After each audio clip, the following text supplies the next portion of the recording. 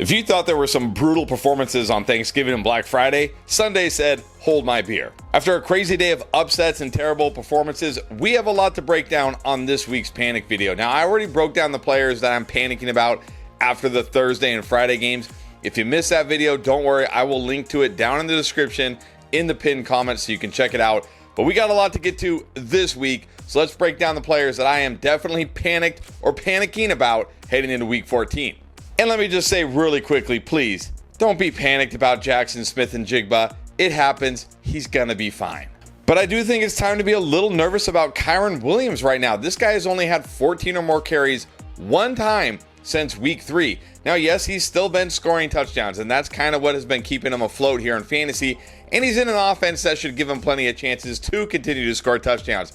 But we have seen more and more Blake Corum. We're even starting to see Blake Corum near the goal line, vultured a touchdown this week.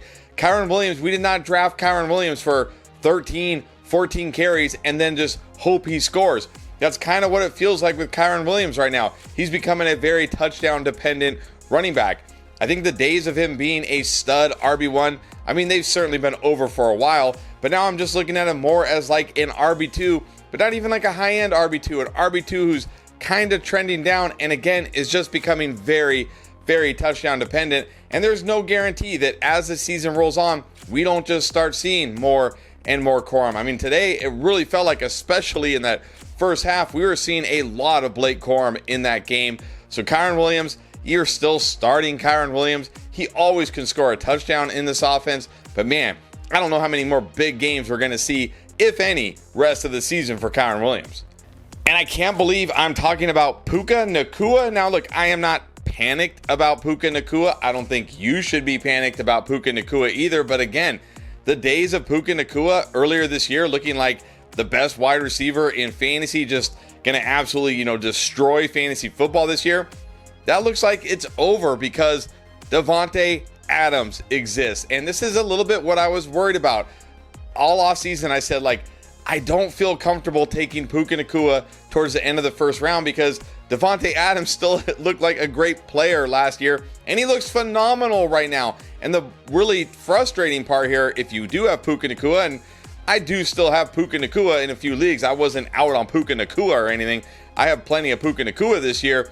But what's frustrating is it's like, Puka Nacua is never going to score a touchdown unless they give him like a jet sweep or he runs from far out. Because anytime they get near the goal line and throw the football, it goes to Davante Adams. This guy is a touchdown machine right now in fantasy. Look, Puka has still been fine. Puka is still giving you a very safe floor here, but he has not reached 20 fantasy points since week 9 of the season. Again, you are starting Puka Nacua. I am not saying you should be benching Puka Nacua, but maybe we can't just view this guy as a high-end, top 5 wide receiver 1 in fantasy anymore, at least for as long as Davante Adams is on the field and healthy, which at this point, why wouldn't he be? So much for Rico Dowdle dominating this Carolina backfield. It's been a lot of Chuba Hubbard the last 2 weeks. Now, granted, in this last game, they were pretty even in touches. Rico did technically have one more touch than Chuba Hubbard in this game, and they ran the ball a ton, so both guys actually got the ball a lot. But the real concern here is, especially, again, if you were watching this game in the first half, it felt like a lot more Chuba Hubbard than Rico Dowdle. It felt like they started giving Rico the ball more towards the end there.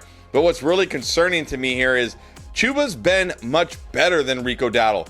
You look at it over the last 4 games, Rico Dowdle's only gone over 3.2 yards per carry in one game. Meanwhile, Chuba Hubbard's had 4.7 yards per carry or better in every single one of these games. I gotta wonder if Chuba, remember he was out for a while with that injury. I gotta wonder, maybe he's starting to get healthier and the Panthers are starting to trust him. Dave Canales is starting to trust him again. It feels like, this was definitely a split this week. Although I got to say, the last 2 weeks, it's felt like Chuba has really been coming on. This week, it did feel like more Chuba. The box score said differently, but that's certainly how it felt watching the game. And I'm starting to get nervous that it's going to be even more and more Chuba as we come out of the bye. So that's the thing here. They do have the bye next week. So again, who knows what they'll come up with during the bye. But if Chuba is getting healthier, we know they already trust Chuba. They're paying this guy a ton of money. I feel like we might see more Chuba than Rico Dowdle down the stretch. So the days are looking like you had your waiver wire savior with Rico Dowdle. has not been that way recently, and it could get even worse as we exit the bye. And real quick, before I get to the rest of the names on this list, if you're enjoying the video, take 1 second, hit that like button, and subscribe. We would greatly appreciate it. And maybe we're too quick to jump the gun like, hey, this is still Travis Etienne's backfield, because we certainly saw a decent amount of Bashal Tutin in week 13. Only had 4 less touches than Travis Etienne. Got the goal line carry, vultured the touchdown. That is always frustrating. I mean, Travis Etienne was easily one of the biggest busts of week 13. This is a guy who had been rock solid all year long, had a good matchup this week, and did almost nothing for your fantasy team. And now I got to wonder, because remember, if you go back to week 11, Bashal Tutin was getting a lot of run in that game, and then he left late with an ankle injury. And then what did we see in week 12? Hardly any Bashal Tutin. Travis Etienne went off, and then this week we're like, okay, I guess that was just a one-game blip. But now I'm starting to wonder if maybe Bashal Tutin just really was too banged up last week, and they couldn't give him the ball as much as they wanted, because we saw a lot of Bashal Tutin again in this game, and it wasn't garbage time. We were seeing Tutin early in the game here. I gotta wonder if this is going to now be the trend, like, because we were starting to see that again after going into week 11. We had started to see Tutin inch closer than the injury, and now we've seen him, again get a significant amount of touches this week. I'm starting to wonder, is this going to be a thing? Are we going to start to see a 50-50 as we go down the stretch, which would be terrible if you have Travis Etienne, especially heading into the fantasy playoffs. And speaking of terrible, welcome back, BTJ. Yeah, 2 catches for 28 yards, just like you never left. It's like you never left, Brian Thomas. This is exactly what we remembered all season long. This was a good matchup, but once again, what do we see? Jacoby Myers, the wide receiver 1.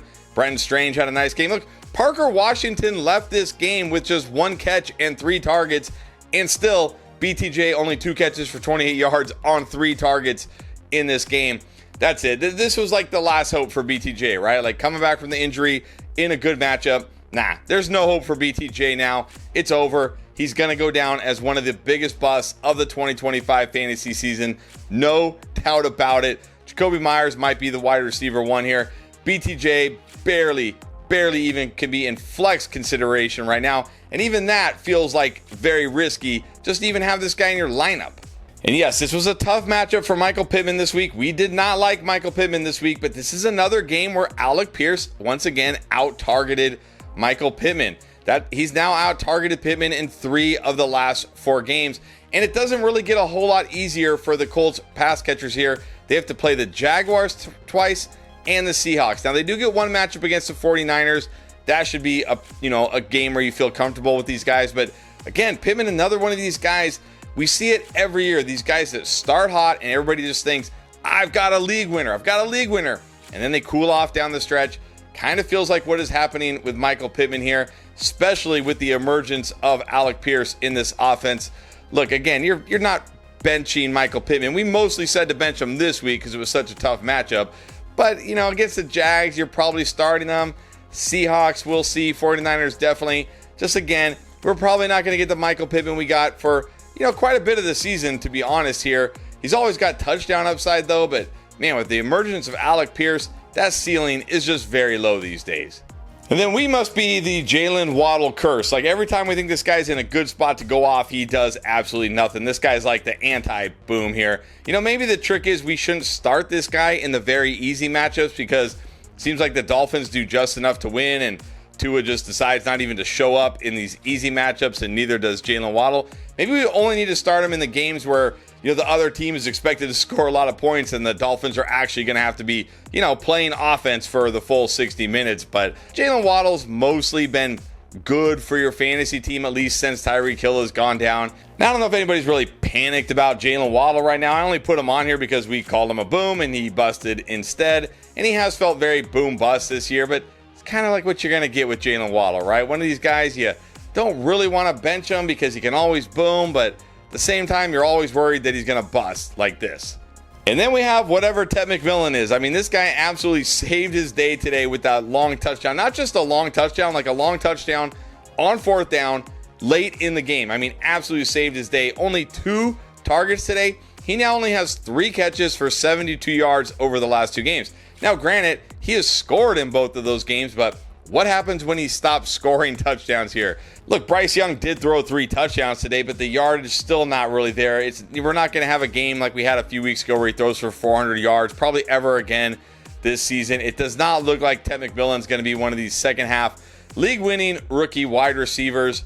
Now, I will say, he does get 2 matchups to start the fantasy playoffs after the team's bye. He gets the Saints and then the Buccaneers, so you could probably start him in those games and hope he scores a touchdown, but then he finishes with the Seahawks. That's probably not a matchup you want to take a chance on here. So, look, I like Ted McMillan. I think he's going to be a good player, but we might have to wait till 2026 for that massive breakout. And then, oh, look, another guy who we thought, like, oh, you got a league winner. You drafted Justin Herbert. You got a league-winning QB. Nah, you do not have a league-winning QB here. This is now 3 straight games with 14 or less fantasy points. Injured his non-throwing hand, was wearing like some massive glove with his fingers taped together. This just hasn't been the same offense. Look, the loss of Rashawn Slater in the offseason, we were worried about that. They were able to overcome that. I don't think they can overcome the loss of Joe Alt here on this offensive line. It's just been too much to overcome. Herbert is still like fine as a QB1, but again, the guy we saw earlier in the season, he's not even rushing as much as we saw earlier in the season here. So yeah, league winner Justin Herbert. I don't think we're getting that guy this year. Just more like a low-end QB1 rest of the season. And then finally, I'll just end with the Vikings, Justin Jefferson. There is no hope here. I cannot believe what's going on. Nick Mullins is not walking through that door. Nobody that can save this offense is walking through that door this year. You don't have to start Justin Jefferson or any Vikings in fantasy anymore. Sad, sad times.